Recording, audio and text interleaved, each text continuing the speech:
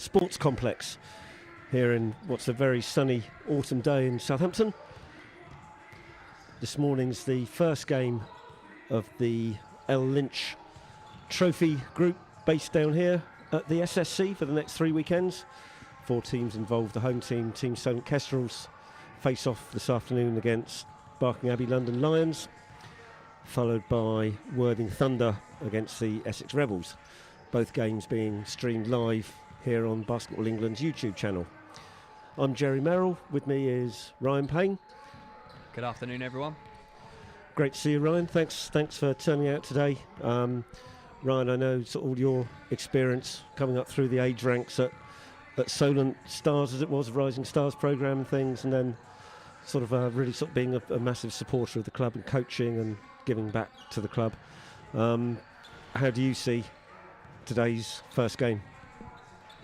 Well, I mean, first of all, it's great to be back, having basketball being played. I'm sure everyone's like me missed it, and we're really interested to see what this Solent Kestrels team is all about this year after having an incredible season last year. Obviously, Barking Abbey London Lions, younger group, so on paper it's a mismatch, but I'm sure any team coached by James Veer is going to be up for the challenge and looking to cause an upset today. Absolutely, yeah, a tremendous challenge, you would say, for Barking Abbey this afternoon. Very young team, one of the leading academies in the country, up against sort of what over the last season certainly was sort of the powerhouse team in NBL Division 1, Team Solent Kestrels, who of course over the summer have strengthened their squad quite considerably, with the signing of, not least of which, signing of L Lynch Trophy. Yeah, absolutely. So, obviously lost Elliot Sentence, who played extremely well last year in a number of games. But, again, Orland's a great player, come through a lot of different programs, played, BBL experience, and, it's going to be really interesting to see how he fits in, takes on that responsibility that obviously Elliot took last year. And then there's, some other great signings along with him, and Andre Aerosol and Luke Gosney from the Liverpool Basketball Club, and also Elias Porman, who came back from the States, I believe, this year, played in the Richmond Academy a couple of years ago. So we're excited to see what these new guys can bring to the already established team from last year. Yeah, personally, I'm really excited to see the athleticism. Solent were a quick team, athletic team last year with likes of Ian Smith at the guard. Obviously, Luke Bazumbru coming off the bench and filling in for Elliot Sentence when he was injured. So really excited to see how Andre Aerosol and Elias Porman are going to support him in that role, and actually to see how Coach Guyman's going to actually fit them all in together into some sort of rotation. Yeah, absolutely. So anyone that's coached at any level will tell you it's a lot harder to coach talent than it is when you've got expectations. From what was a great season last year, you come back, arguably strengthen the team, the expectations are higher. That presents its own challenges, and if anyone's up to it, I'm sure Matt is. Yeah, absolutely, immaculately prepared, I expect. The consummate professional coach, giving it his all. Tremendous team behind him with Jack O'Keefe and Adam Sewell as well, doing the performance analysis. I think that was one of the key things last year, was their preparation. Yeah, absolutely. So, I was, very minorly involved with the team last year. Went to some of the practices and to some of the games, and to see the lengths that those three go to prepare this team for anyone they're coming across, it certainly gives them an advantage over. I feel quite a few of the teams in Division 1, and that showed really in some of their results. Yeah, and indeed, I think it was also seemed to be a bit of a factor when they played in the first round of the BBL Trophy with the upset up in London, who didn't really seem to know what was coming. I was talking to Chris earlier before the game, and a lot of people would probably argue that London Lions underestimated the Kestrels prior to that game, and it was probably a one-off opportunity for them to shock them into a win, but this team is definitely one that rises to the challenge. So hopefully we'll get to see another opportunity for these guys to play at that level.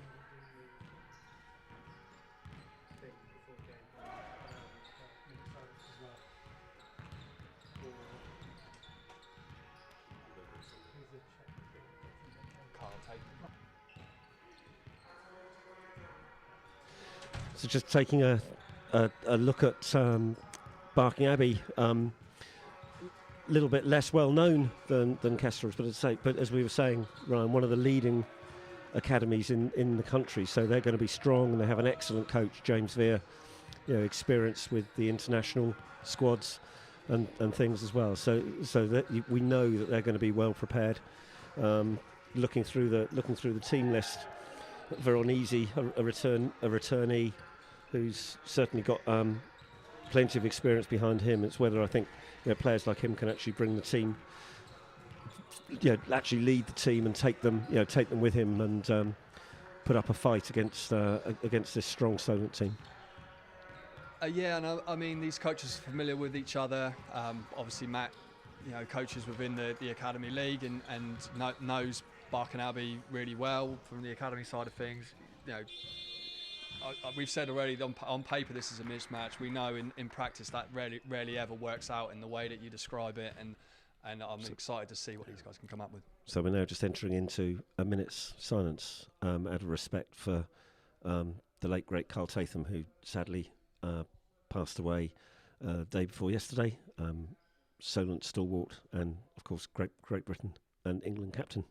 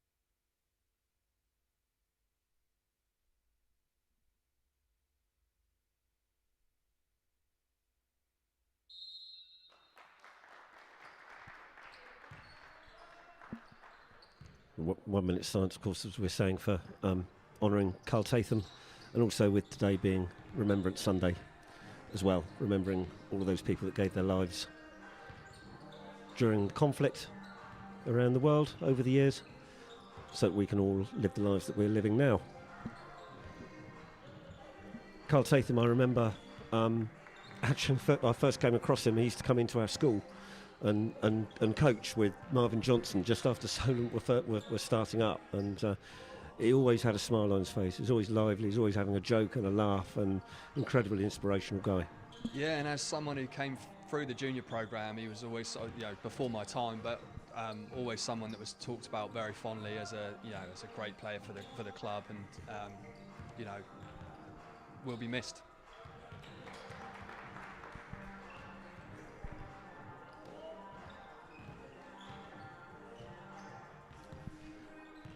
Teams just going through their final warm-up routines. Referees for today's games. For the first game, Tim Brown, Ian Lester and Chris Mills.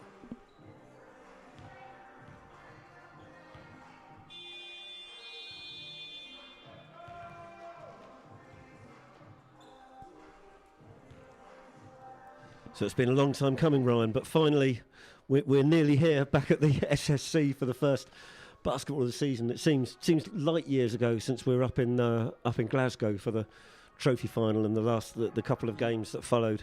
Yeah, after absolutely. that. Great game, and the guys were obviously disappointed to come out and lose inside of that, but I think they would argue that Newcastle were the better team on the day, and what a great run it was for everyone, and a great finishing point before a crazy year of lockdown and no basketball. Yeah, it's been completely frustrating for everybody concerned, and I think everybody just trying desperately to find a way and work hard to find a way to get this on and to make it happen. I know that here at Solent Sports Complex, Matt Bishop and his team worked tirelessly behind the scenes to enable us to use this fantastic facility as a host of one of the pools for the L Lynch Trophy. And let's hope that we get a good series of games. It's going to seem strange without the Kestrels family here raising the roof, absolutely. but it'd be interesting to see what kind of atmosphere there is. Yeah, and what runs and what impact it has on the play, because if you make one of those big runs at home and you've got the crowd behind you, that feeds into it. But obviously without the crowd noise in here, it's going to be interesting to see how that factors in.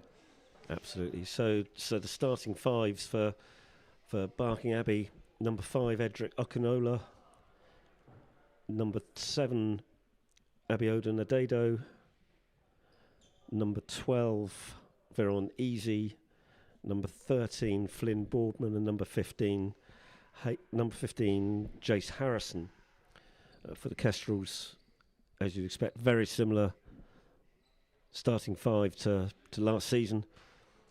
Ian Smith, Elliot Dadds, Travis Charles, Brendan Okoronkwo, and, as expected, Orlan Jackman joining that starting 5.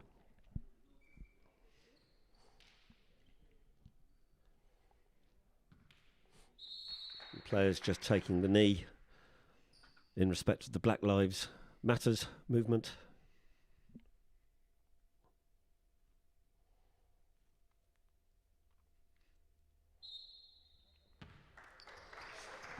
That's it, here we go. Can't wait, game time.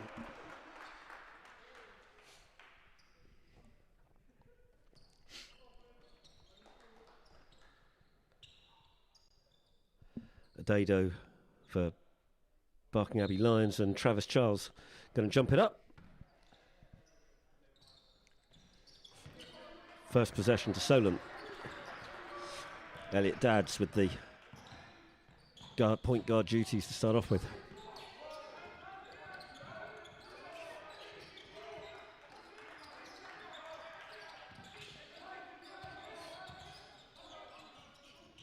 Travis Charles down on the block, swinging it. Ian Smith, Dadds for the first 3 of the game, no good. Brendan Okoronkwo with the offensive rebound.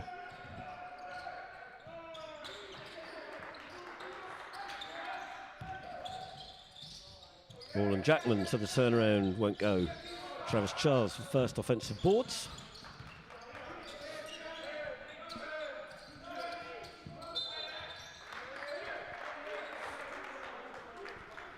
Adedo with the hands, but called for the foul. And James Veer from Lions already up, standing up, upset about the lack of boxing out. If you give this team second chance opportunities, it's going to be a long day for you. So we'll see how they make the adjustment now. Good defense on that possession though. Yeah, good help inside, stopping the Smith drive.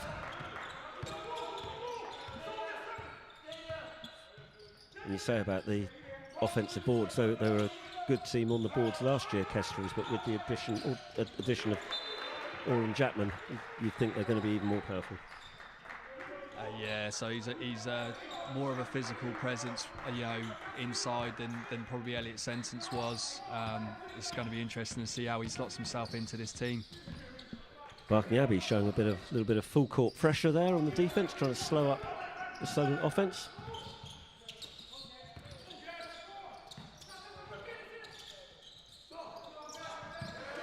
And Travis Charles with the first points of the game for Kestrels. His trademark mid-range jumper. Yeah, absolutely. Hardly seemed to miss last year. Nice move there, just couldn't quite finish. Oh, could be another offensive board here. Elliot Dad's being fouled on the drive. And that's generally what happens if you give up those offensive rebounds. You get out of position defensively and have to reach in and pick up those cheap fouls, put people on the line. Yeah, first foul of the game there on Edric Okunola. Abbey keen to talk about it after the foul was called, which is good to see their energy.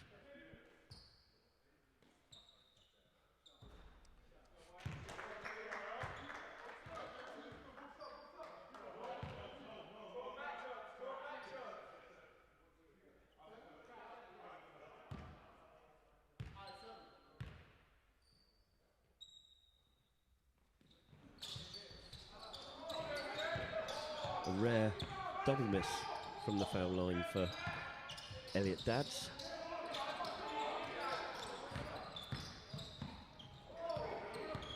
And Dads with the turnover there.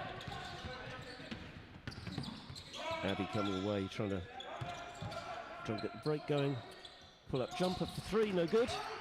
Ian Smith with the defensive rebound.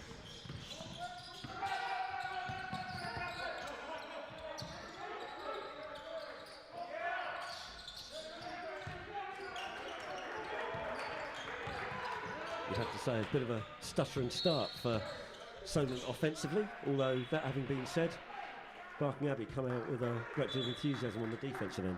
Yeah, I mean, they've already got their hands into a couple of plays there, forced a turnover, blocked a shot. They clearly aren't intimidated, and all credit to them.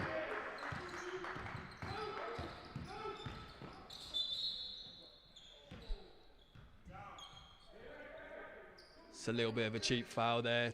Ian looked like he lost the handle a little bit. If I was the defensive guard on that one, I'd be a little bit disappointed to get that call. Yeah, saw the ball coming loose and making a reach for it. Brendan Okoronkwo on the drive. The runner no good. Perhaps not the shot that Kestrels would have wanted.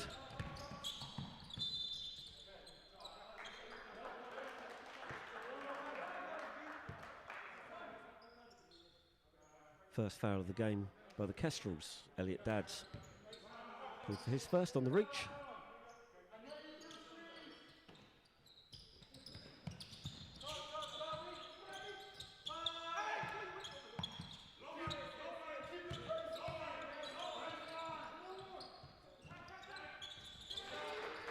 Adado for the three for Barking.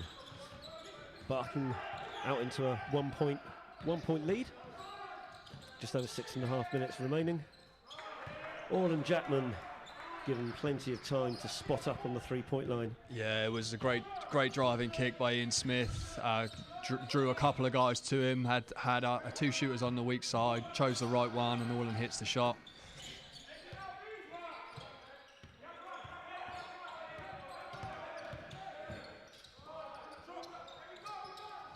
Flynn Boardman can't make the three. Veron Easy with the offensive boards and put back for two. Yeah, right place, right time. Another mid-range from Travis. Pick and roll action, gets an open look, and he's tough when he gets into that spot. Yeah, it's something that we saw all last year, wasn't it, from Travis Charles, was that mid-range jumper. So it's a wonder nobody's still able to defend it, really.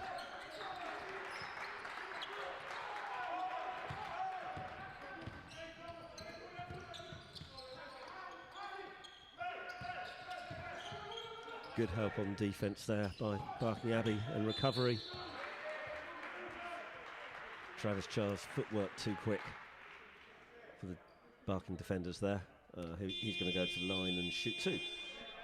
Yeah, but on the defensive side, they're playing really aggressive off all the pick and rolls, making it tough for Kestrels to come off and create any space for themselves. Obviously, Travis made a great move. Had the ball reversed back into him. He made a great move, but defensively, they're actually playing really well. Absolutely, definitely competing. Substitutions for the first time for the Kestrels in the game. Luke Bazumbru and Andre Arasol checking in for his first appearance for the club. Yeah, and Luke obviously last year so explosive off the bench for this team.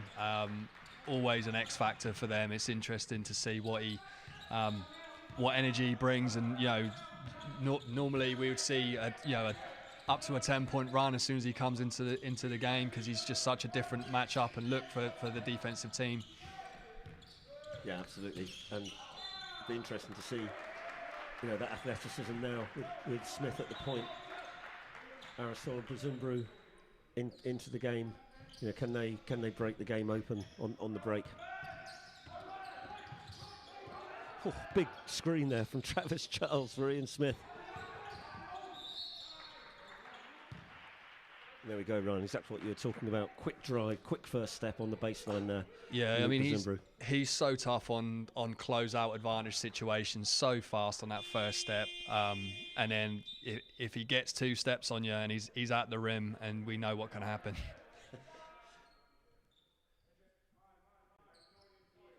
Yeah, in the cup final last year, certainly saw that, and in some of the other home games here as well, when he gets the chance and the game's wide open.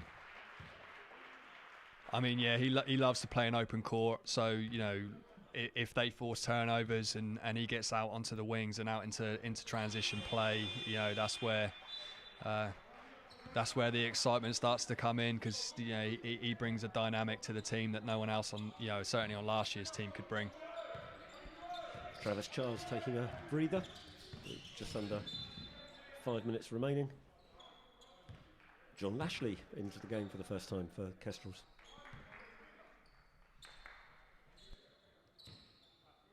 John again brings it's going to be a different matchup again for the Barking Abbey defenders. Hasn't got Travis's size, but in terms of a competitive player, and he's long and he's got good feet.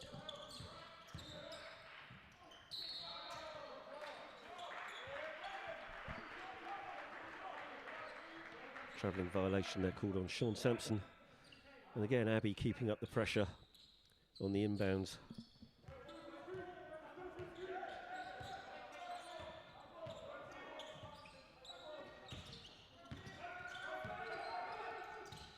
Nice pick and roll. John Lashley with the relatively simple layup.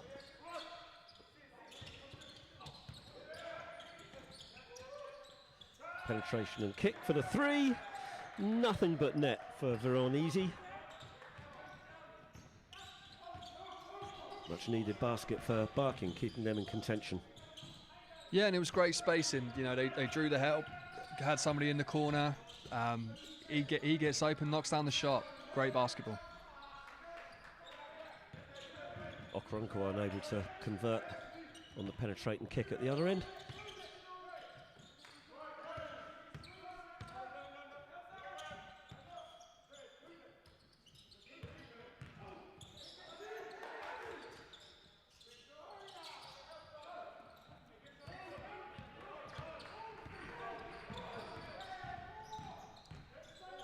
Great defense in transition by the academy there. They closed Luke off, didn't let him get all the way to the hoop, and now we're forced a turnover. Yeah, good defense as well. The Abbey number 9, Sean Sampson, fronting his man there inside, playing a little post game with him, getting the front, getting the steal.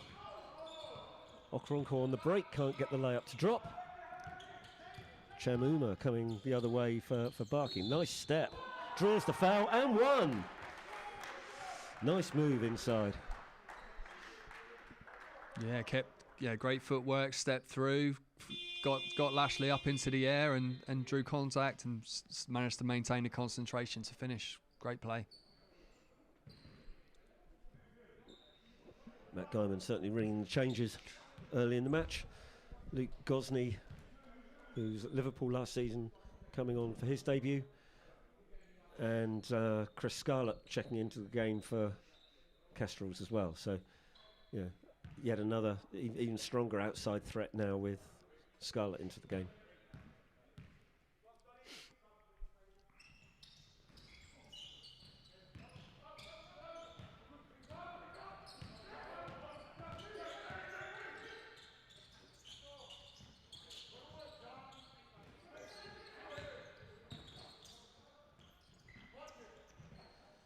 John Lashley with the spin and the move inside, can't get the ball to drop.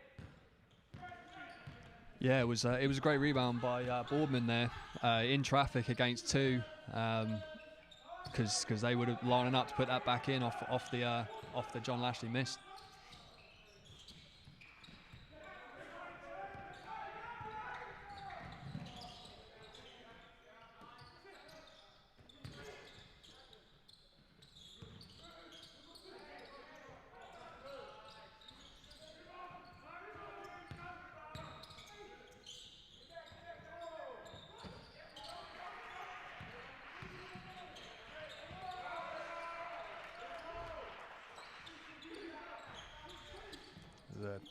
Great step over and finish by Aerosol there off the Bazumbru steal. And Barking certainly not shy in putting up the shot, which is good to see. If the shot's open, they're going to take it. Chris Scarlett toe on the line for two.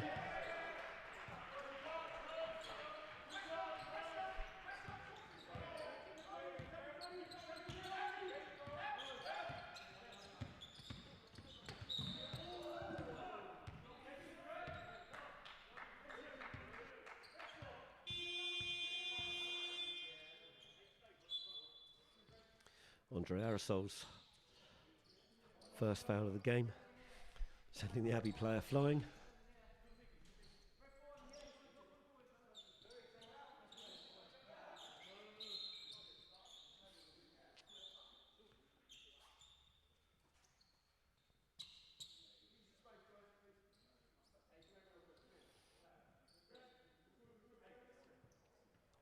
All the non-playing officials and volunteer staff here at the Solent Sports Complex wearing face masks or visors as we try and carry on as best we can in this new COVID-driven world.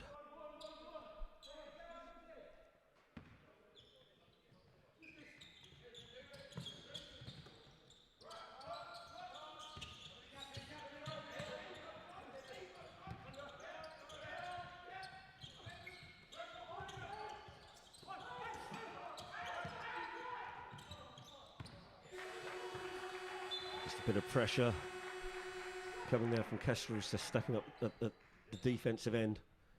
Yeah, it's if it flustered the offensive team there. You could tell that they weren't sure where the ball needed to get to and ended up throwing it away. Great move. Great move from Andre Aerosol, just couldn't quite finish it.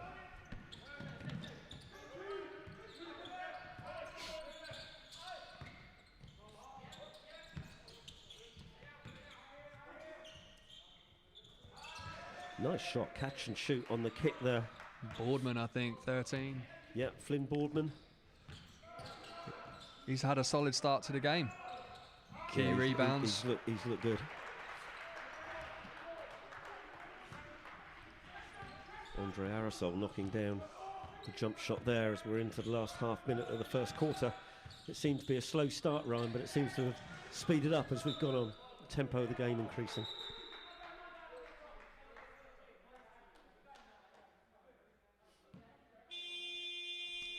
James Veer wants to talk it over. He's asked for a timeout, probably because there's 23 seconds left. Wants to get his team a good look at a shot for his last possession of this quarter.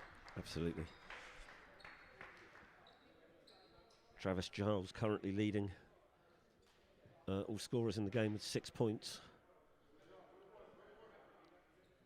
Flynn Boardman leading all rebounders for Barking Abbey with 4 rebounds. Ian Smith, current assist leader, with 3. Kestrels 20, Barking Abbey 13, 23 seconds to go.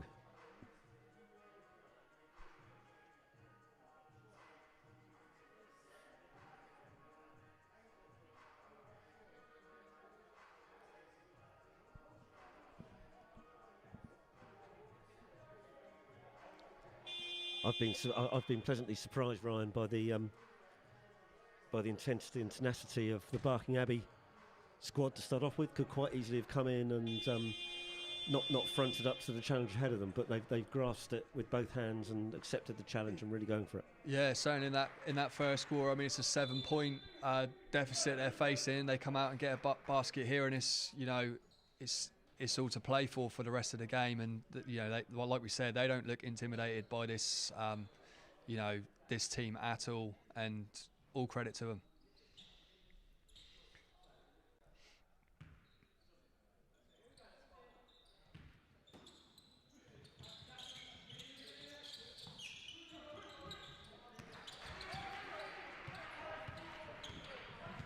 Abbey with some size on the floor for the last half minute, with Hayden Ling into the game. He's going to pick up John Lashley.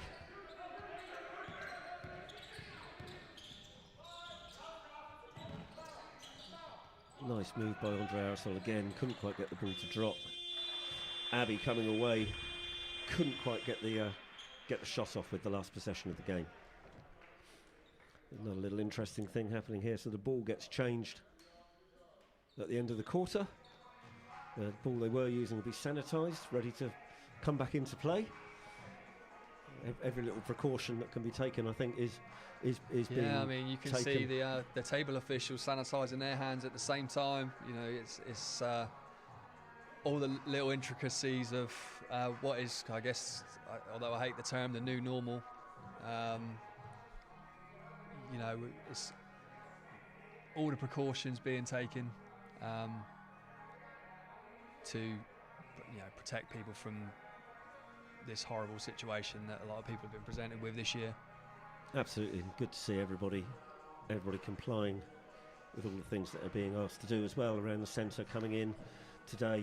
All the staff that are working, face masks. You have to wear a face mask when you're walking around the centre.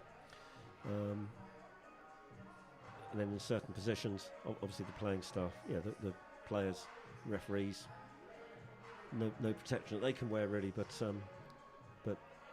certainly everybody else doing what they're being asked to do in an effort to overcome this situation. What's been the main standout point for you then, Ryan, in this first quarter? For me, it's been all about the rebounding. The way the game started, Kestrels 3 or 4 offensive rebounds to start the game, and that clearly couldn't continue if Barking Abbey wanted to stay in this matchup, and they've tidied that up. Boardman really came to play and took on the challenge of getting on the defensive glass, and it's kept him in the game. Absolutely, yeah. Interestingly enough, on the rebounds front, looking at the live stats, Flynn Boardman with 4 rebounds, Adado with 3. They're actually in the top 5. Then Barking Abbey are out rebounding Kestrels at the moment. So it's absolutely. It's your point backed up. It's a surefire way of keeping yourself in the game against this physical Kestrels team. And the next point for them, as I'm sure Coach Veer will be saying, is they've got to get better care of the ball. They've had a few costly turnovers, which another one. Exactly as you were saying, first possession of the game, struggling to get the ball into play. And it is easier said than done, because these guys, up the pressure. They've got big guards that can pressurise the ball and be physical and get you off your spots. But they've got to make sure they get a look at a shot every time they come down the court. because if you turn the ball over against this team and let them out in transition, they will punish you. With Kestrels getting a turnover now, you know, they've just fought, you know. Yeah, perhaps one pass too many. Perhaps Travis Charles could have put up the shot, but determined not to force it. Look for the best shot they can get.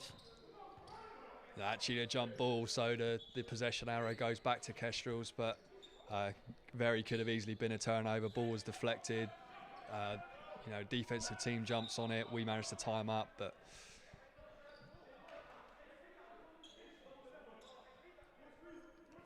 this is where, you know, Matt Guyman's prowess as a coach comes into play on any of these end line, sideline, out of bounds plays. You look for, you know, something interesting to happen, get somebody wide open for a shot.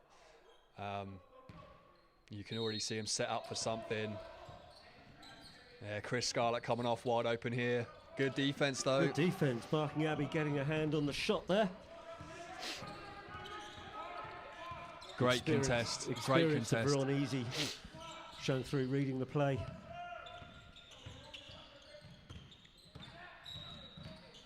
Yeah, that's going to be a foul called on Luke Gosney. Yeah, got beat on the back door, grabbed Louis Tucker there. Good call by the official. A bit late, but it was the right one.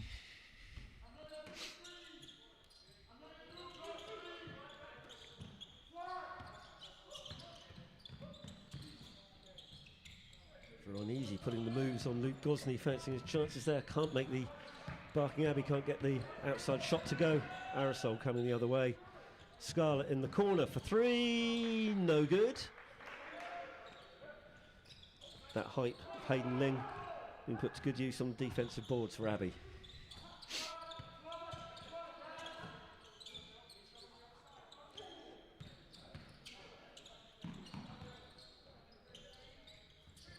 Nice move. Faking Elliot Dad's out the way. Yeah, stepped into a one dribble pull up, nothing but net. Great decision. Travis Charles from the foul line. You don't even need to go there. You virtually guarantee what the result's going to be.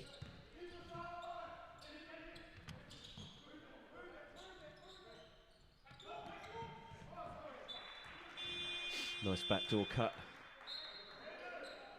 Good reaction, good work from Andre Aerosol there, breaking the pass up. Yeah, subs coming back in. Adado for Lions. Jackman and Okoronkwo for Kestrels. And Ian Smith as well. That's three pretty decent players to have coming in as subs. Ooh, Elliot wow. Dad's coast to coast for the two. Yeah, sealed off by Travis there, so he had the line all the way to the hoop.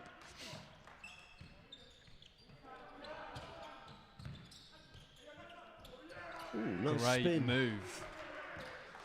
from Adado back into the game and making his impact felt straight away virtually.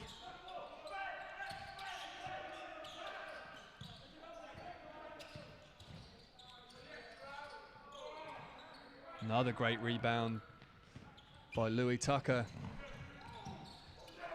And going quickly the other way, Veron Easy converts. Barking well in the game. Kestrels 24, Barking 19, just 5 points down.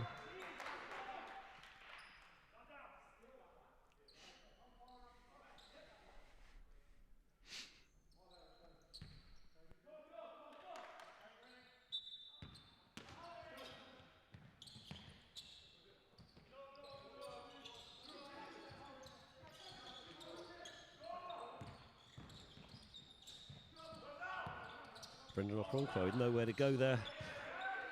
Dad spotting up. Yeah, I think James Veer asking for a travel there. Looked like he could have dragged his back foot as he went for that move, but managed to get the ball out to Dads for a wide open three.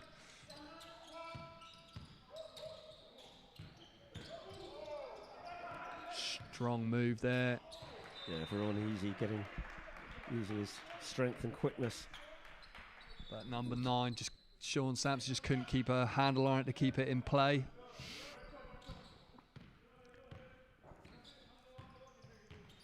8-point lead for Kestrels.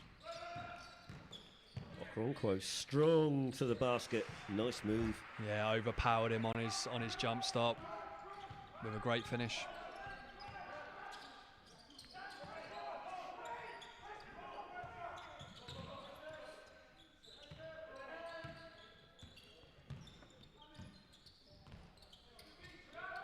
Another strong move going to the hole. Smart foul. Yeah. Smart foul by Samson. Kestrels had numbers in transition. Didn't let him get into a vulnerable position and stop the play. Made him take it out from the sideline. Got to get it in. Could be it. Very close. Very close.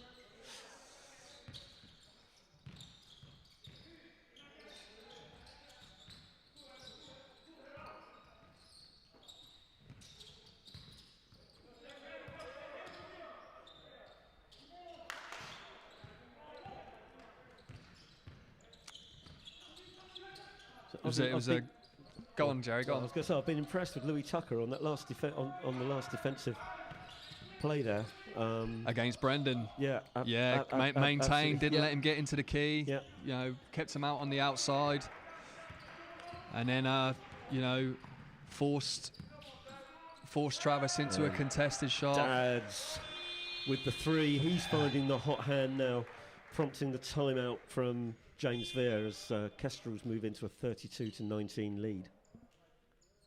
A couple of quick buckets there from Kestrels. They just changed the score up to 21, so I'm not sure if that's a catch up where they've got the score wrong, but 11-point lead according to the scoreboard.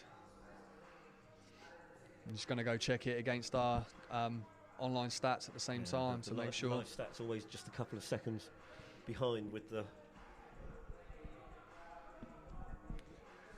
satellite delay. Yeah. Satellite delay to the laptop.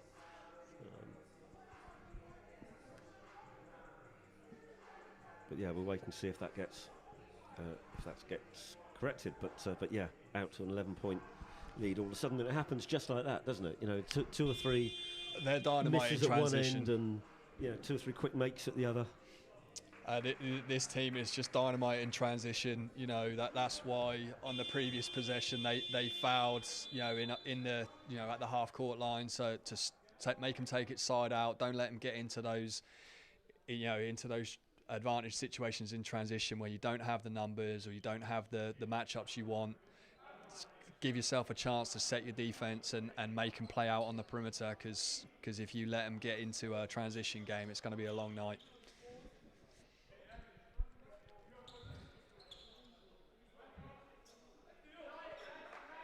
And credit to Coach Veer, he was straight on it. Don't let him get any momentum or make any runs. Call a timeout. Get your defense set, get your play set. And Kestrels coming with pressure of their own now, managing to break the trap for the easy score. And great patience to and create another turnover. Yeah, another turnover as well. Oh, going to kick it out. Great pass to the corner. Oh, can't get it to go. Dads with the rebound. Ian Smith, Jackman wide open underneath for the two. Good vision from Ian Smith.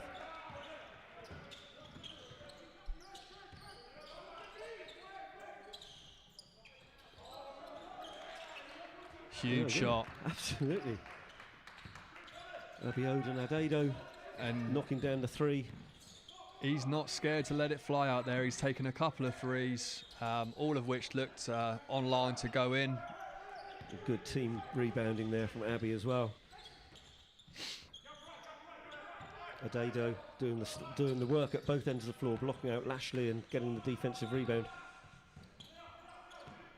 Good back cut. Offensive foul called on Adedo. Dad's getting the defensive position.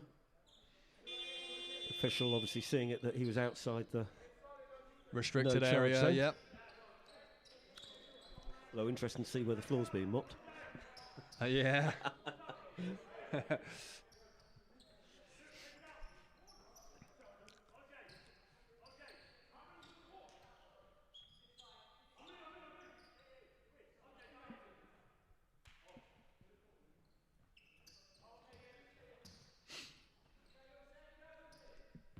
So I could press here.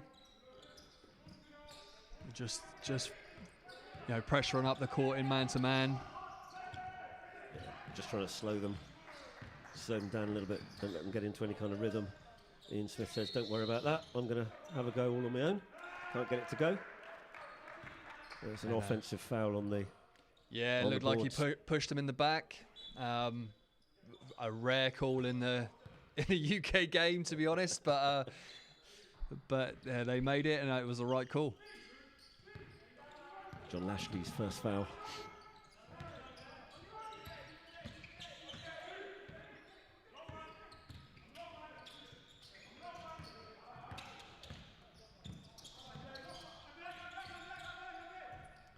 Oh, good work again on the offensive end. Abbey's intensity, getting them some great offensive rebounds and making the putback as well. Great effort. Flynn Boardman again, Ryan. We were talking about him at the end of the first quarter. He's came to work on the glass. I think he was fortunate on that one. I think two Kestrel players bumped into each other trying to get the same rebound, and it deflected and landed straight into his hands. But you still need to be around the ball to get given the opportunity, and he's clearly doing that today.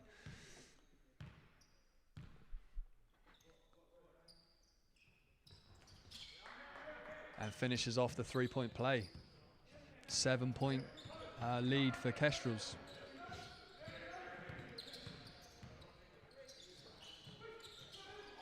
Oh, again, great defense from Jace Harrison, getting a hand in that passing lane, deflecting it out of bounds. Yeah, switched on the what was a back cut, switched and stayed on top and was right in that passing lane. Lucky not to be a turnover.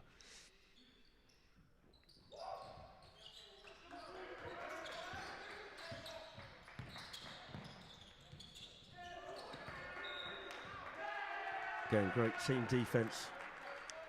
3 Abbey defenders converging on the driving Ian Smith and coming up with the end line possession. Yes, to maintain seemed like they maintained their verticality, didn't foul, forced them into a tough shot, and that's as good a defence as you can do in that situation.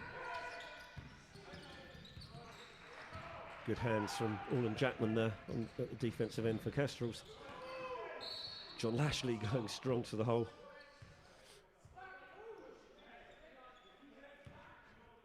Yeah, number 22 Hayden Ling looks like he took a shot to the chin nose, didn't he, on that one.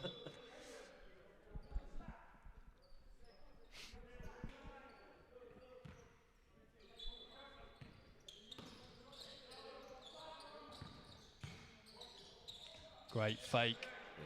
Yeah, Orland Jackman showing all of his experience. Grown man move there.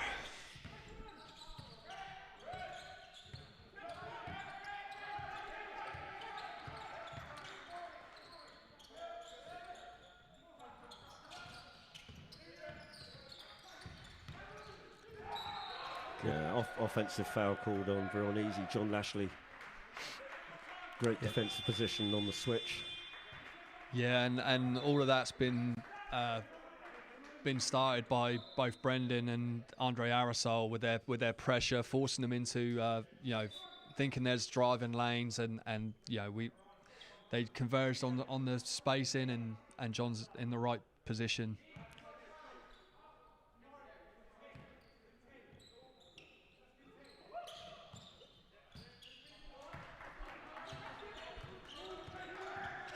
Really high horn set for Ian Smith. Jackman with the long three. Can't get it to go. Hayden Ling pulls down another rebound.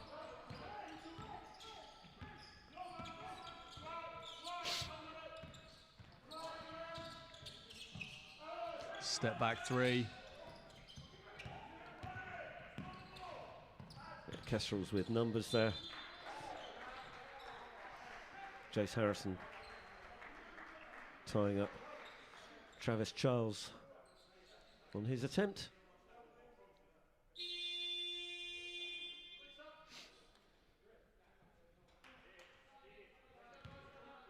Jamuma back into the game for Abbey. Jace Harrison going to go to the third foul. Third foul. Coach Vera clearly doesn't want him to pick up a fourth in the first half. Gets him to the bench, gets a sub in.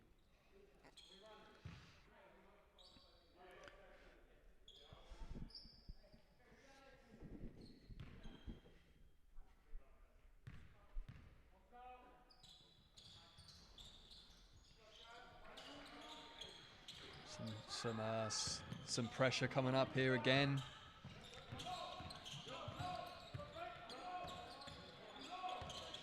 Andre Arisol trapping great. Abbey on the half court. Oh, strong move there. It's that man Boardman again. Doing the hard work, get the ball over, staying in control. Yeah, looked like he was going nowhere and ended up, drawing a foul. This is great composure.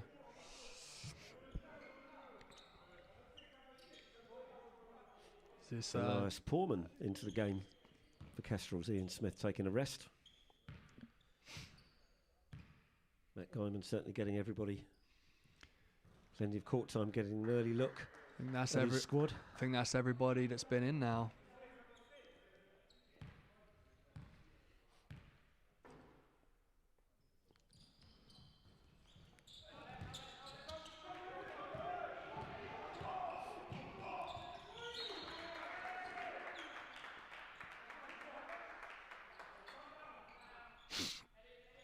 Again, Abbey not afraid to get after the ball.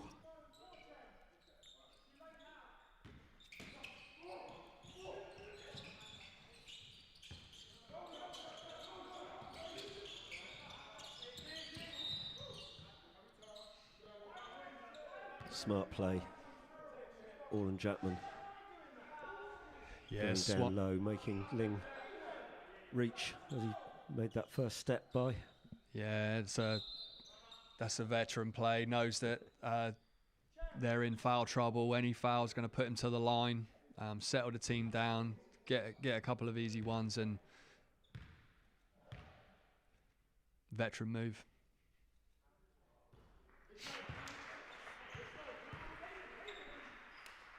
That first free throw taking the lead back to 10 for Kestrels. Just under 2 minutes to go in the half.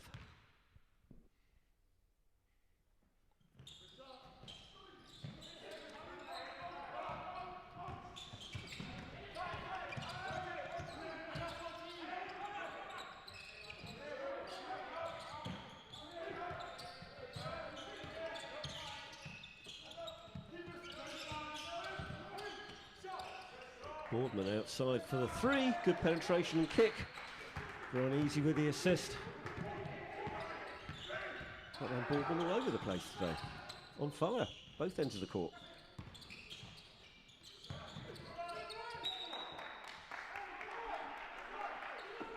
Pressure again from Easy, managing to get hand on the ball, deflected out of bounds.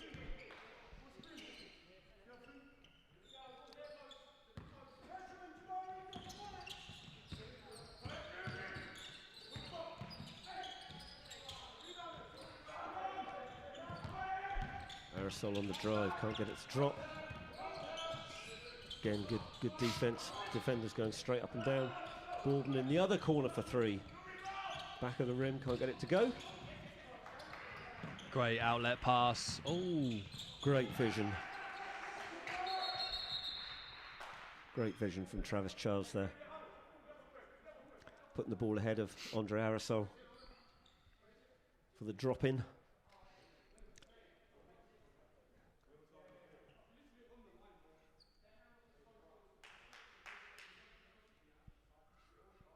I've been really impressed, Ryan, by the composure of this young Abbey team. They've been put under quite a bit of pressure at times, especially around the half court, and the guards trying to get the ball up.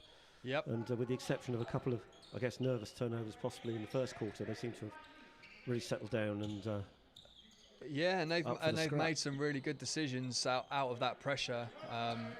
Boardman on the last one, his man jumped off to try and steal off a dribble help, and he repositions, gets a wide open look 2 times in a row. First time he made one, second time he didn't, but you know, Arisol's putting him under a lot of pressure at the moment, and he's rising to the challenge. Great step Easy back there. for 3. Can't get it to go. Gets the tipped out rebound. Chamuma, foot on the line for the long 2.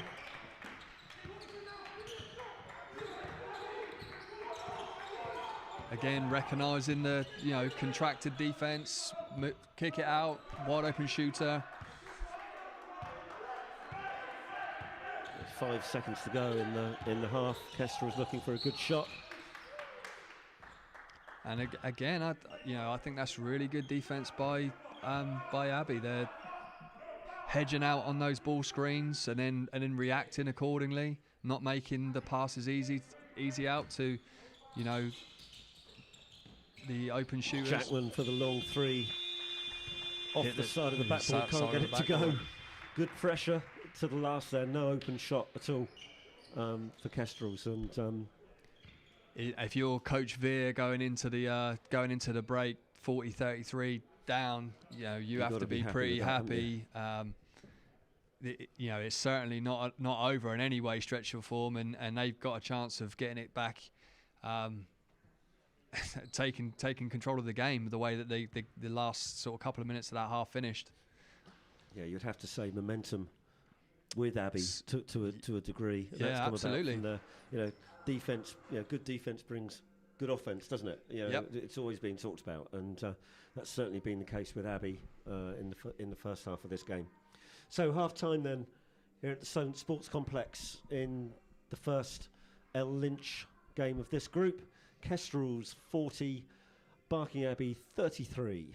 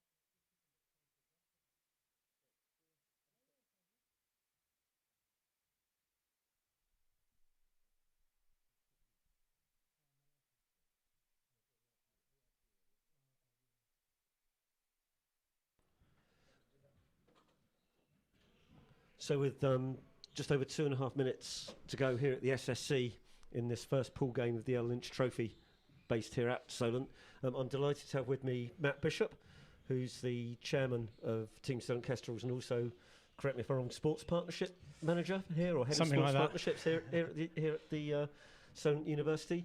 And Matt, it's an incredible effort to get this on, but it must have been some hard work to actually get all this arranged and running. Yeah, I mean, obviously, credit to all the teams in Division 1 have been talking for a long time now with Basketball England, just to try to get something started pre-season to get these guys a game. And this sort of concept of 4 hubs across the UK has been really good. It's obviously been a couple of challenges in the first weekend, but we're really chuffed to host here at Solent University, and lots of people you can see behind the scenes, just here to make it work, looking at the COVID restrictions that we've got to adhere to, but as a club we've taken that really seriously over the last 2 months to get everyone back to basketball and the game we all love, but in a safe manner. So I think we've done a great job. I want to thank everyone from the staff here at the university, but also the Kestrels family and all the commitment from the guys behind the scenes to essentially get this game on, and a game after this as well, Worthing Thunder against Essex Rebels. Yeah, indeed, and I think everybody's sort of really grateful that basketball is back on the scene. And what a great idea to do it in 4 hubs, where all of the COVID stuff and legalities and processes and policies can be put in place. And I know a lot of hard work's gone on here, especially, and of course at other clubs as well, around making sure that all those policies are in place and adhered to and things. So great work up from a lot of people behind the scenes. Absolutely, yeah, it really has been. But the most important thing is everyone's safety. It is really strange not to have a crowd, and obviously I'm gutted, especially here. Yeah. I'm gutted, and the last thing we want to do is turn people away. But I know that the live stream is out there. There's over 500 people watching today. Massive shout out to all those fans across the country supporting the teams. Please get your friends to log into the live stream. We've got our student team, Sonar TV, putting on a fantastic live stream today, and also thanks to yourself, Jerry, and Ryan and Rebound for all your commentary and making it as professional as we can make it. It's been a great day. Yeah, good. Yeah, it all seems to be going well so far, and we've got a great game of basketball as well. Barking Abbey, right up there with their intensity. They're not going to back down from this. What was the powerhouse team in Division 1 last year, and looking even stronger this year. Absolutely. Well, enjoy the game, everyone, and I'll hand you back over to Ryan. Thanks, Matt. Great to talk to you. Thank you.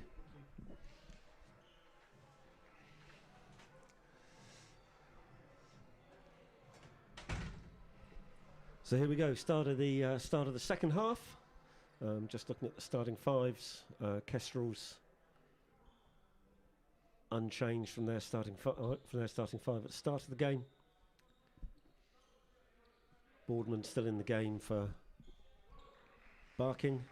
They're on easy.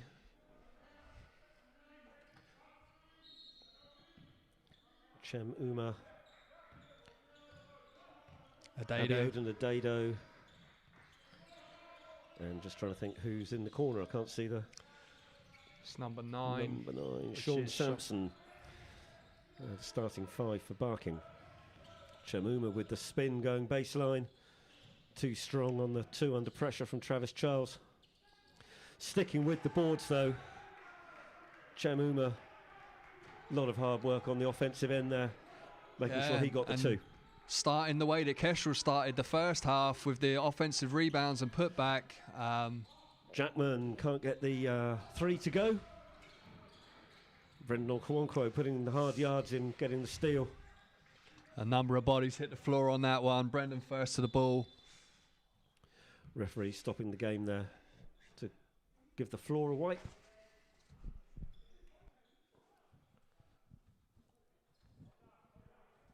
Yeah, good intensity already from Barking at the start of the second half, carrying on the momentum they had at the end of the first.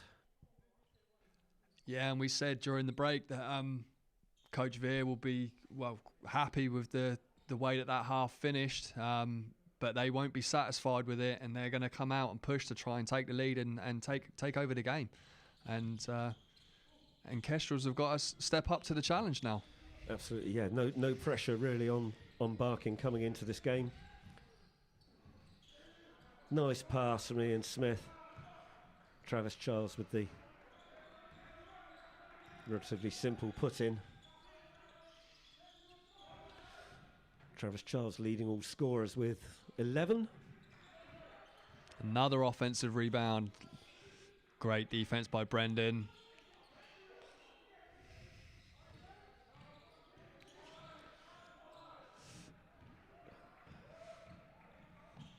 Good pass. Dads for 3. Way long. Jackman disappointed with not getting the assist. Gets his offensive rebound and puts it in for 2. And slips over on something in the middle of the court. There seems to be a lot of slipping going on, a lot of dampness out there. Not quite sure. That did not look pleasant at all. But doesn't seem to be all that shaken up. So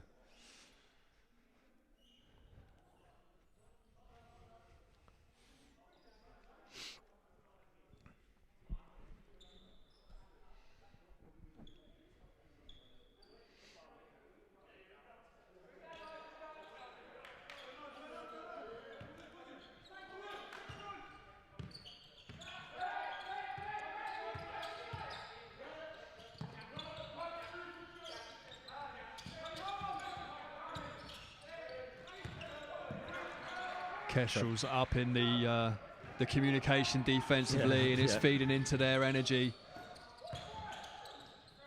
Travis Charles going to work down on the block, using the upper body strength and a soft touch off the glass for 2. Sean Sampson, nice pass. They're on easy baseline. Great cut. Brendan turned his head, cut back door.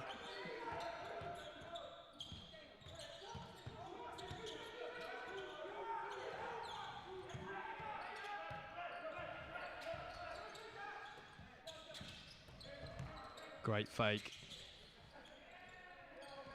Soft finish. Great little fake and just really took his time, under control.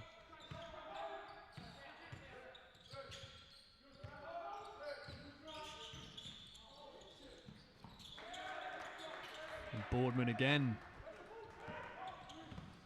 Boardman to 12 points for the game.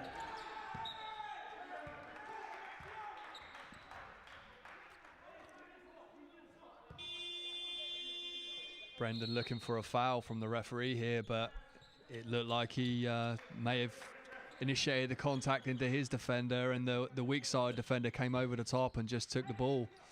He's always keen to have that conversation with the referee, isn't he? Yeah, he's he's a veteran in this division. You know, the referees do listen to him as they should, and he uses that to his advantage.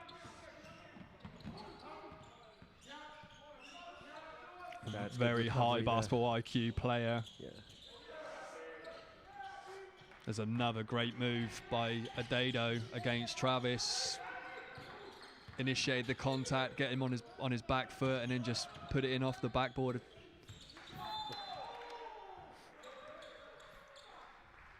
And on the offensive end, Travis Charles sealing his man off. Nice pass inside from Ian Smith. Boardman with the foul, trying to get round him. And James Veer clearly not happy about that call, as I guess any coach wouldn't be. It looked a little bit incidental on a questionable pass, to be honest. Still pleading his case to the referee.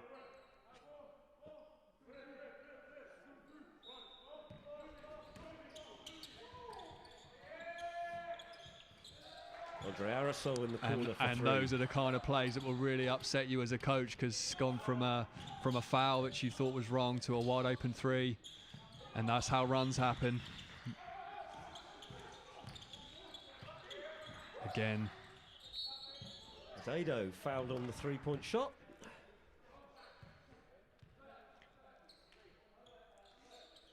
Travis Charles. Yeah, came down in his landing space by the looks of things.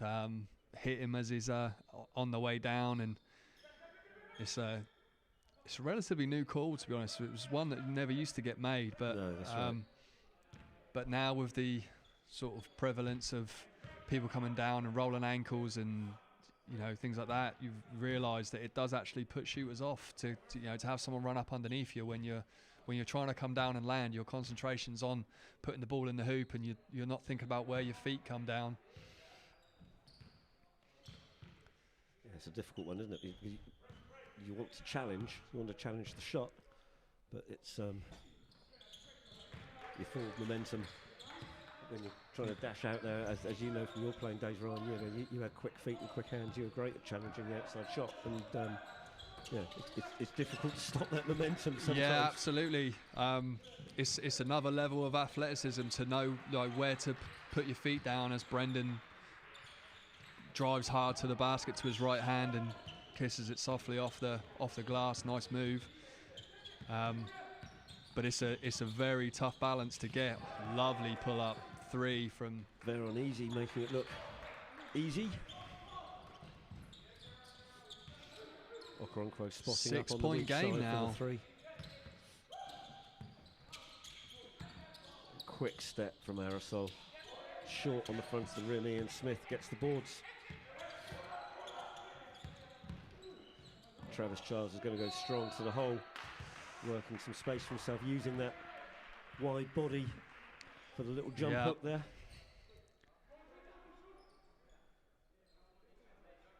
Taking a little bit out of the leaf of Coach Jimmy Guyman's book with that step through and jump hook, which he never had before he came to Kestrels. Yeah, that's right. The last couple of years, he's really done a lot of work with Jimmy to improve his footwork and post moves. Jimmy Guyman continuing to have a massive impact on the players of this team at all levels. Yeah, absolutely. He brought me on board as a coach for the junior program. Ryan, I know he was instrumental in getting you into the club and playing. Yeah, so I remember going to the Redbridge Community School, as it was then, on a Monday night and seeing Jimmy demonstrate that jump hook the first time, and that was it. I was hooked. And that literally hooked. And I have to say, actually, I've forgotten, but you had for a little guy, if you don't mind me saying, you had one of the best jump hooks that I have seen. Your ability to use your body and use that front arm to protect the ball and stuff. Yeah, well, I mean, with Jimmy obviously saying that if you're small, you need to find sort of inventive ways to get a shot off, and it's a shot that's pretty much unblockable if you do it correctly. Nice I loved spin it from Travis Charles inside. Again, can't get it to go. Getting frustrated with himself that he's not making these little shots, but it's typical sort of pre-season form. Oh, they called him for an offensive foul there. Looks like they called him for a push-off. Yeah. He'll go to the bench with his 3rd foul.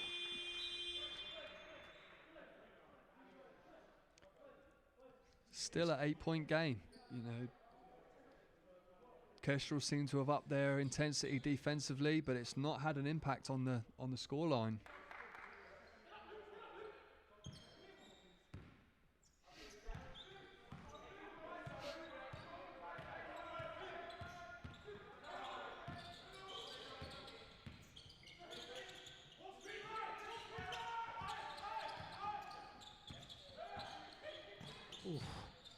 Thought Aerosol was going to pick that one off.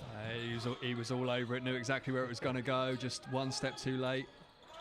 Verticality there we talked about. What have we got there? An offensive foul, is it? Yeah. Pushed by 22 on Elliot Dadds. It looked like he had the loose ball and just got pushed off with a position. Again, great intensity though from Abby. Fighting for every possession. Yeah.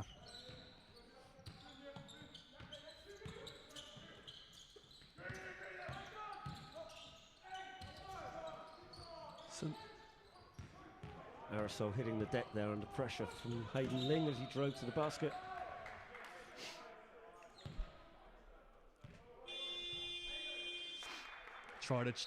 Aerosol tried to chase from down from behind to knock the ball away, and Tucker was fully aware of where he was, changed direction and drew the foul.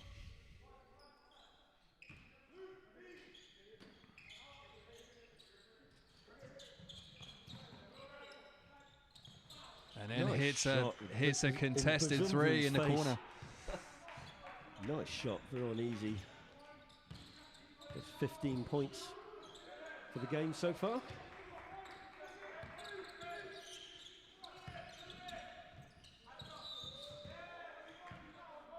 Fouls coming thick and fast now.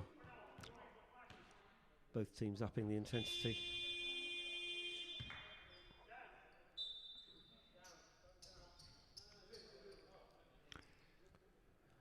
Sean Sampson's second foul of the game. Chris Scarlett coming into the game. I'm sure Matt not happy with the spacing that the team has created offensively here. Hopes that Chris might be able to spread the court out a little bit.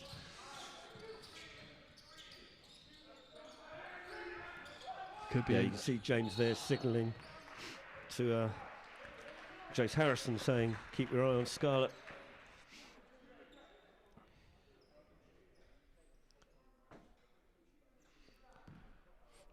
That's something that Barking might have to watch with their defensive rotation, making sure that he doesn't get the wide open look from outside.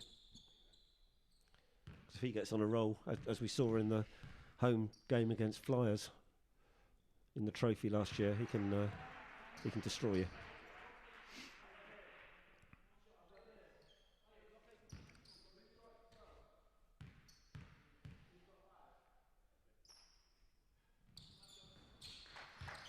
Two for two from Lashley there. I'm interested to see what Lions are doing defensively, because it seemed like they may have been playing zone on that last possession. Great rebound there. Again, Abbey coming up with possession. And again, the shot in the corner won't go. Bren Rocker-Onkwo coming up with the rebound, trying to get the ball moving for Kestrels. Aerosol 3 just off the back part of the iron. Barking Abbey a chance to bring it to 5, which they do. 5-point ball game. Just over 2.5 minutes to go in the third.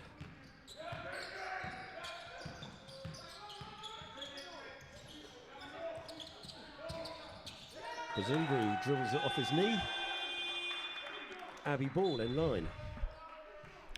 And you can just feel the energy all on behalf of the red team now, and Kestrels look a little bit dejected. They don't have a spring in their step, and it's dangerous times here. Reaching foul by Bazumbru.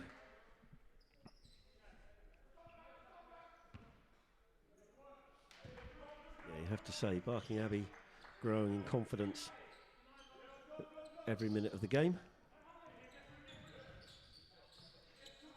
as they quite rightly should. Proud of their performance. Another offensive rebound and put back. Great position by Chemuma there on the offensive boards, reading the game well, getting to a spot. Out of a set play, they knew he was going to take the shot. He goes in, gets the position he wants underneath for the rebound, puts it back in. Smart move by Aerosol there, using his quick feet to get Uma out of position and commit the foul.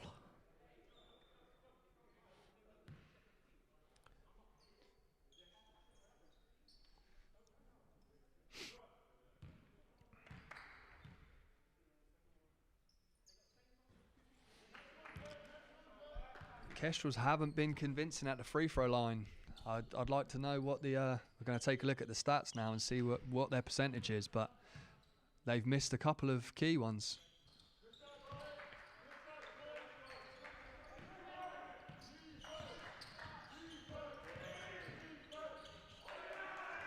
Another great move by Easy, all the way to the rim with his left hand.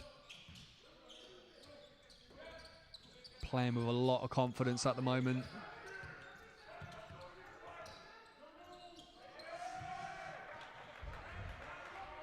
Much needed big play by Lashley. Interestingly, the perception about Kestrels' free throw shooting. They're currently shooting 71% on 10 from 14, but it doesn't feel like that. No, they've missed a couple of. Certainly in the first half, they missed a couple of the shots that could have been a break and open point in the game. But like you say, 71% is, you know, you can live with it. You can live with that. It's not as good as we want it to be, but we can live with it. From 3-point land, they're struggling, 26%, and shooting 50% from the field.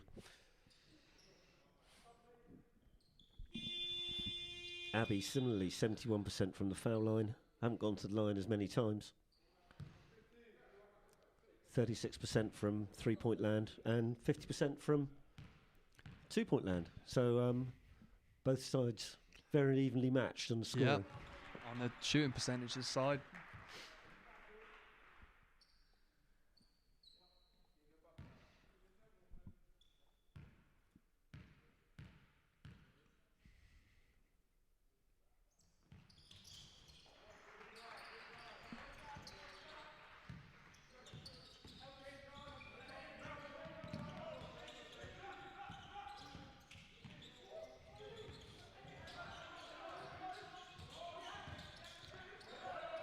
Pressure level upped again by Kestrels. Great support from the bench as well. Communication. Andre Aerosol called for a reach in.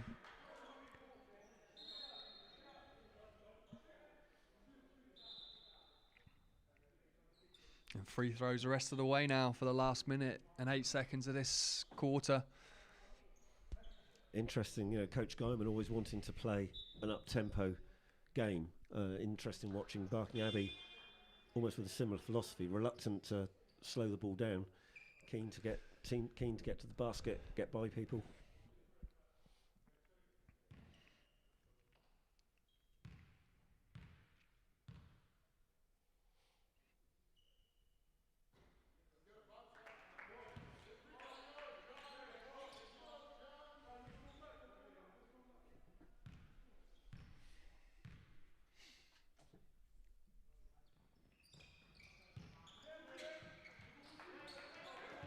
Andre Aerosol assuming the point guard duties for Kestrels with Ian Smith not on the floor.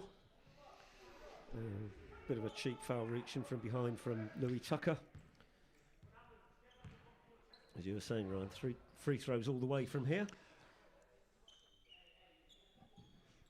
Yeah, and a similar call. I believe Aerosol got called for the same one on one of his fouls. Reach from behind. Very difficult to get the ball without hitting some arm or wrist at the same time. And, you know, the referees have stayed consistent on what they've called.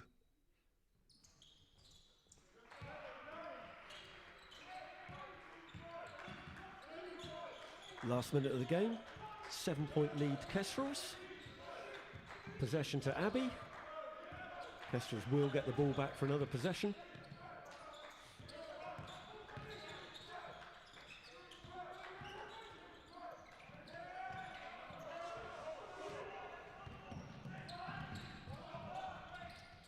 Bazumbru can't get it to go. Aerosol, good hustle on the offensive boards. Looked like a push off by Okoronkwo. Yes, it was. Yeah, sold by Boardman, but he did extend that off arm. Good job defensively. Ooh. Little travel there that got away with before he put the ball on the floor. So impressive defense by Luke Bazumbru there, maintaining, not letting him get to the spot. Good help from Lashley. Chemuma making room with his body, can't get it to drop. And that'll do it for the third quarter. 7-point game, Kestrels 64, Barking 57. The longer this game goes on, the more I've been impressed by Abbey's commitment and work rate and just desire to get the job done. Yeah, tough call here. Ian Lester's called a foul right before the buzzer, and it puts Brendan at the line for 2. I think the other referee, Tim Brown, was asking for that call to be waved off because of the timing. It's actually going to be 3. So claiming he was putting the shot up. That is a strange call. Yeah, and not one you'd be happy with if you were the opposing team.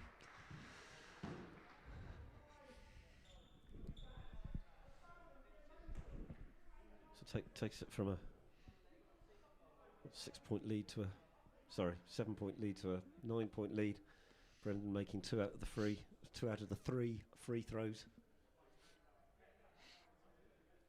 Just looking at the foul situation for Kestrels, Aerosol, Bazumbra and Charles all on 3 fouls. And for Barking, Okonola on 3, Ling on 3 and Harrison on 4. Jace Harrison playing some time there towards the end of the 3rd quarter. Presumably we'll see him now for the majority of the 4th.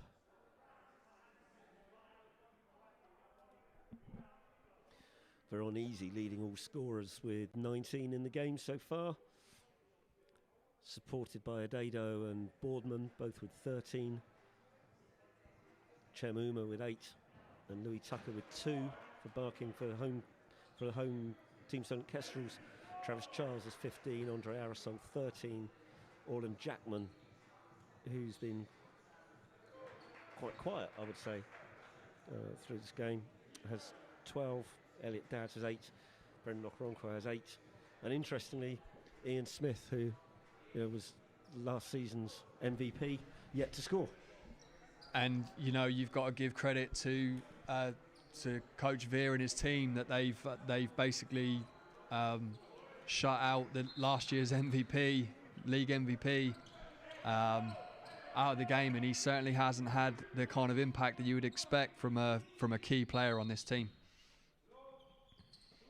It is still pre-season though, so although it's great to have a competitive tournament like this, I think it is still very much pre-season. Instead of clubs organising their own fixtures, it's great that Basketball England have arranged this competition where everybody can get some much needed game practice before the league season starts. Although tell that to any of these players that it's only pre-season, and they'd certainly give you a very strange look.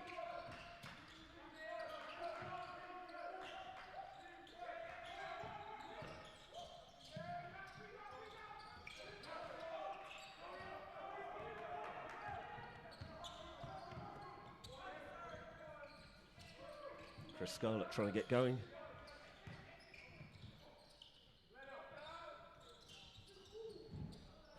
Strong offensive boards from Travis Charles, overpowering Flynn Boardman.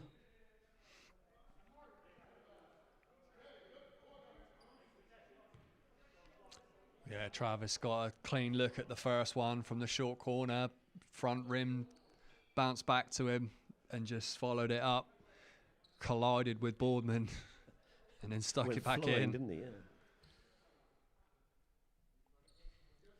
Travis Charles, by far not the tallest forward centre in the league, but certainly one of the strongest.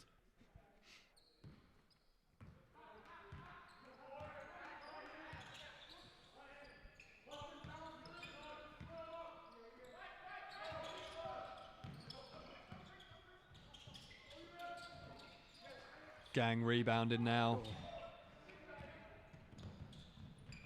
Ian Smith getting on the board with his first 2 of the game, following the defensive efforts of Travis Charles and Orland Jackman there securing the ball. Bazumbru with the steal, all the way for the 2. Timeout. Coach Veer calling timeout. Timeout. He's seen enough. 11-point lead now for the Kestrels.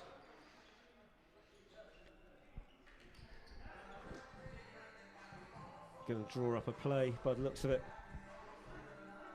Try and get a good look at a bucket at the other end.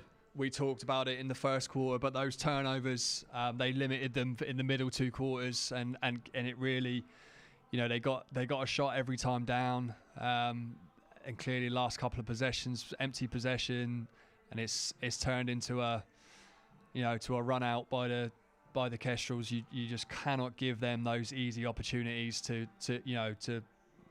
build the score on you and build momentum.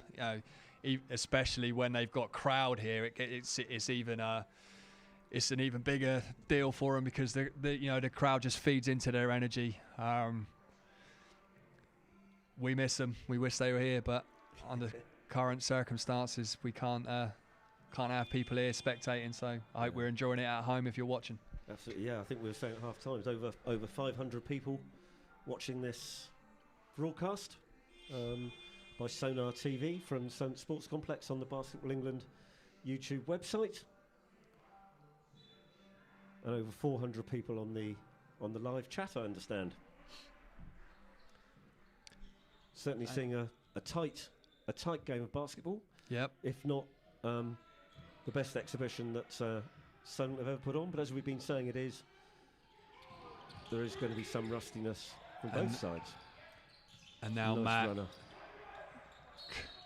Matt cleverly puts a different defensive look out there during the timeout, sees that his team's got some defensive momentum, puts a trap and press out there to try and fluster this young team. We'll see how they respond.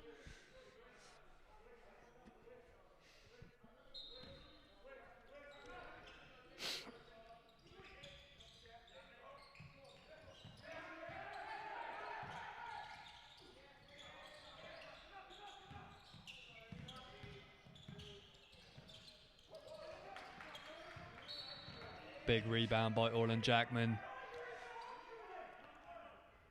Adado with his third foul.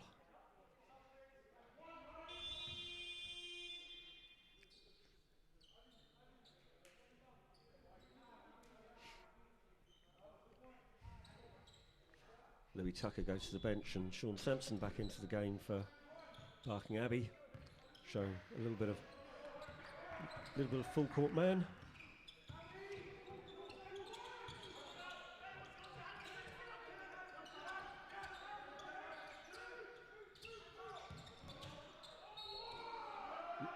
Middle fake from Orland Jackman, getting his man up into the air. All that experience, getting the step by. Yeah, and although he hasn't had the kind of offensive game we expected, I will say that he's taken the challenge of guarding 13 Boardman when he's been on the court, who was causing Kestrels some problems in the first half. Taken the challenge and has made his life more difficult.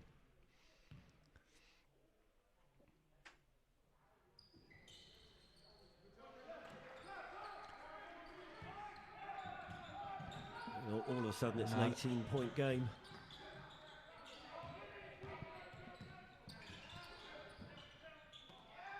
Jackman with the steal to Bazumbru on the break. Checks where his defender is, protects the ball, gets the two on the breakaway. Ian Smith knocking it away. This could get out of hand real quick. Good defense from Easy there. Jackman with a heat check.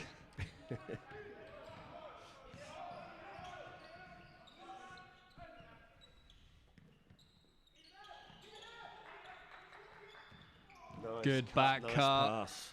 And well needed for this young team.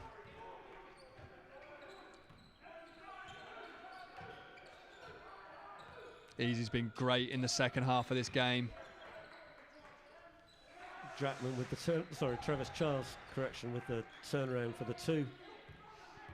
And using his body to get that bit of separation that he needed. Luke Bazumbru now taking Boardman. Uh-oh.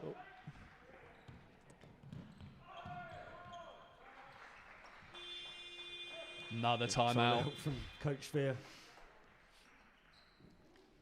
21-point lead all of a sudden in the space of what, 2 minutes?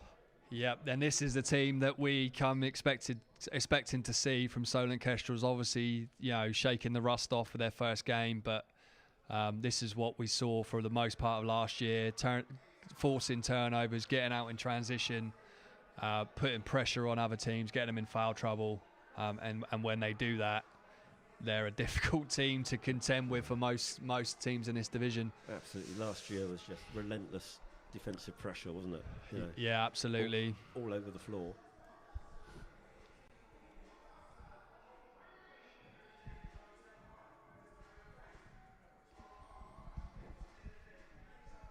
And we questioned, Jerry, you know, earlier in this, in the third quarter, we questioned how Kestrels were going to respond.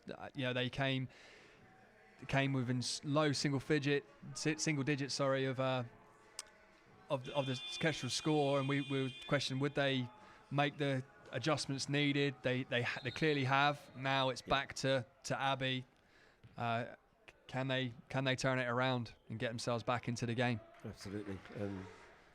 Interesting that Luke Gosney is going to get some more court time to get to see, having been Liverpool's standout player last year. Be interesting, but Liverpool finishing at or near the bottom of the NBL Division 1 last year. Be interesting to see how he can step up his game.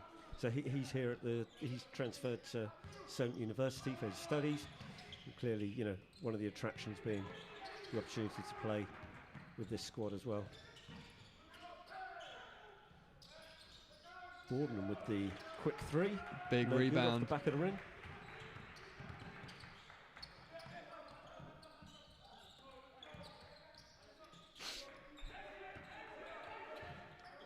Composure, run some pick and roll. Yeah, Ian Smith. It's not all about proving it's not all about scoring. It's about controlling, as you would know, you know, for any good point guard, it's about controlling the game. Hasn't had the shooting touch today.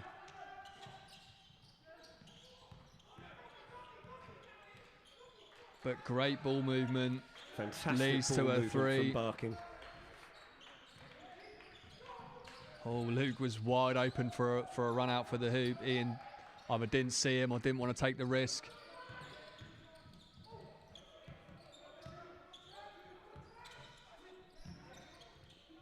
Turnover. Strong move.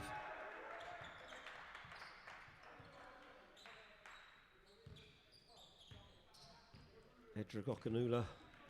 Yeah, took a little bit of contact and still managed to finish it. Poor pass from. Yeah, not a good decision. Punished at the other end, Sean Sampson making the three from the corner. And interestingly, Matt not deciding to call a timeout. They made a mini run here. Maybe deciding to see if his team can make the adjustment themselves. Dad's too strong, won't go.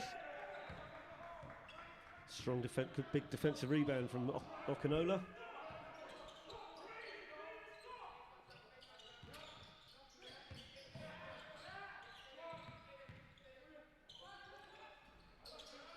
Easy, just off left. Bazumbu going to go coast to coast. Can't get it to go. How many times did we see that last year? Bazumbu getting the defensive rebound. Turning on the power and the speed. He covers so much ground with each afterburners on. Yeah, with each of those long strides, he covers so much ground and changes direction so fast. If he's coming at you, it's a nightmare for most defensive players.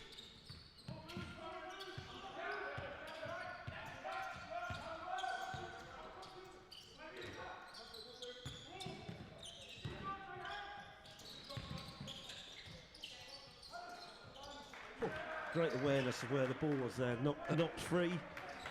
Adado. It's a 15-point game. Yep. Abbey coming back strong after Coach Veer's timeout.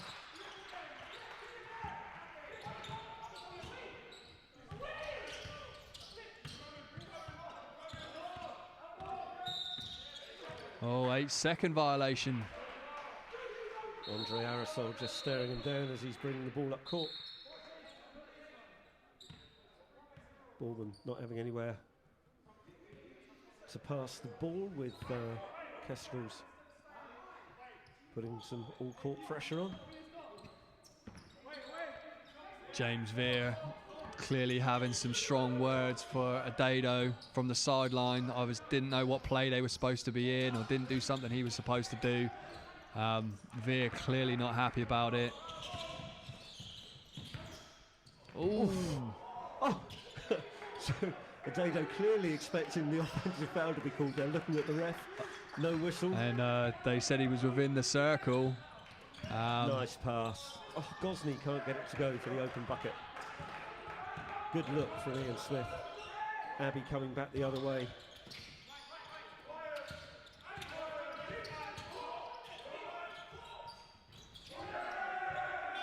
Now Matt Okanola calls a timeout. Draining the three.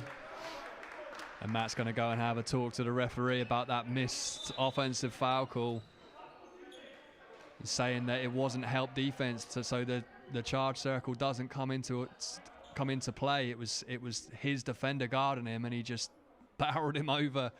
I'm not sure what the ruling is on that, whether that was the right call or not, but I can see that's what Matt's asking for. And that's all I can think, Ryan, was that he was in the restricted. Yeah, but the restricted area, I don't think it comes into play unless it's a help side defense. And Lashley, I think I was guarding him, was the man guarding him. You can't just knock somebody over even though they're in the restricted area.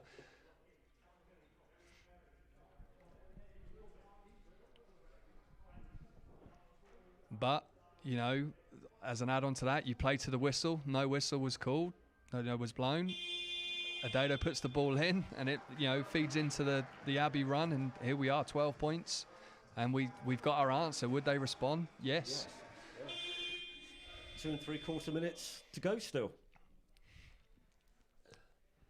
Can Kestrels keep that gap?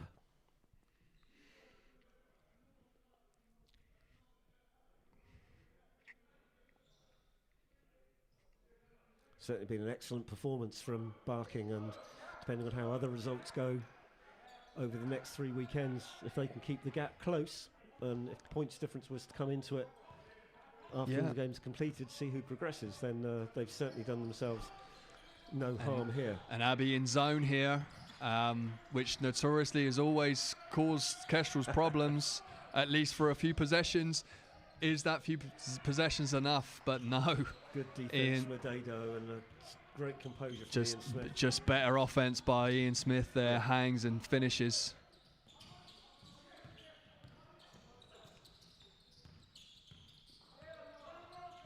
Good defense by Okoronkwo. Yep.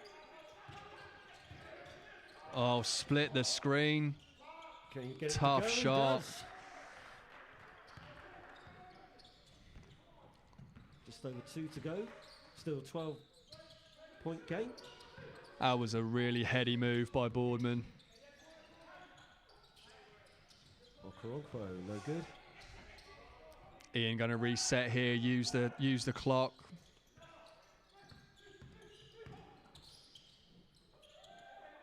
Aerosol in the corner. Again, 3 no good. Easy, we're on easy with the defensive rebound. Boardman drains the 3. 9-point game. Clearly not over.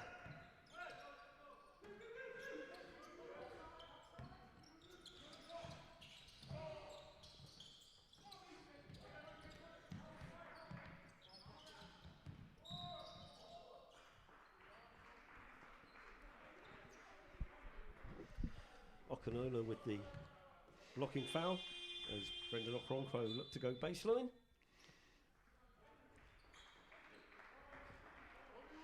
Solent could do with a score here from the possession under the basket.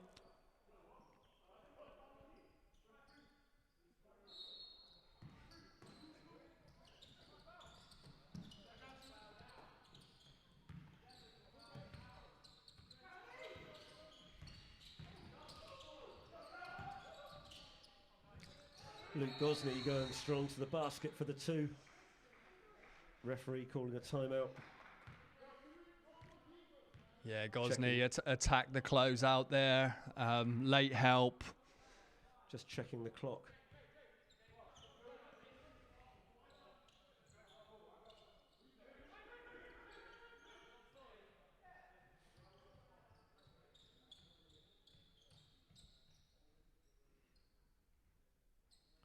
think it was the clock they were checking anyway. Yeah, there's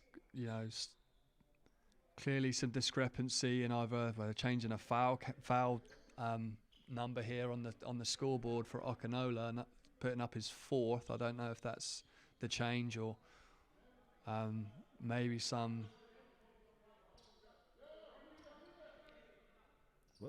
error that's occurred that they can change in this last couple of minutes because of the stopping clock. Something's happened anyway. Referee Tim Brown happy with things now. Abbey with possession. Last minute, 10-point game.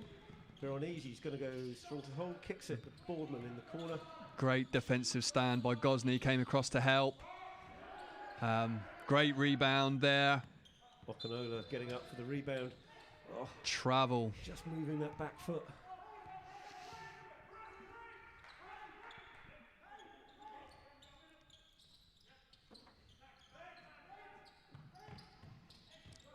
And this is where the strength of Ian Smith comes in to see if he's got the composure to finish the game out. 10-point lead, unflustered. As you would hope, to be fair. Yeah, I mean, who knows, this level of pressure is not going to phase him. For what is, by his standards, not a great game, and certainly not in terms of scoring, but he brings so much more from to this team than just that. The composure, the leadership, the understanding and court awareness that he brings to the point guard on this team. 5th team foul as well for Barking, so Kestrels on the line.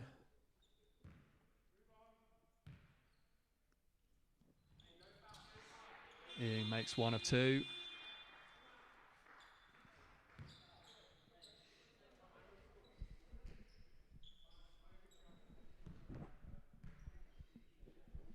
It's a timeout, just an opportunity for the coaches to reset in the last half minute of the game.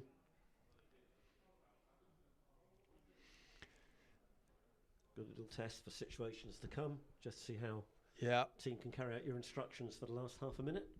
Yeah, I'm sure Matt is asking his guys to force everyone into the dribble, not to give up any uncontested threes.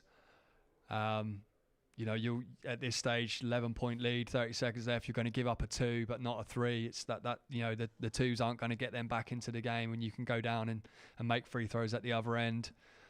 But that's the idea. Can they carry it out? We'll see.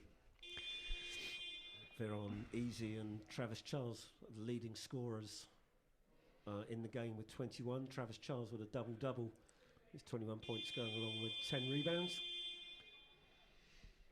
Ian Smith with, we were saying about the other stuff he brings to the game, Ryan. Ian Smith leading all the assist makers with 11 assists. I know from my time, I'd rather see double-digit assists for my point guard than double-digit points, especially when you've got a really good balance of scoring from everybody else already anyway. That's exactly what I was going to say. You just got to have the guys who can score off the passes. Yeah. Brendan Okoronkwo reading the play, knowing where the ball's going to be able to get in the lane, deflects it out the way. Louis Tucker back into the game for Sean Sampson. Coach Veer not happy with something that's happened.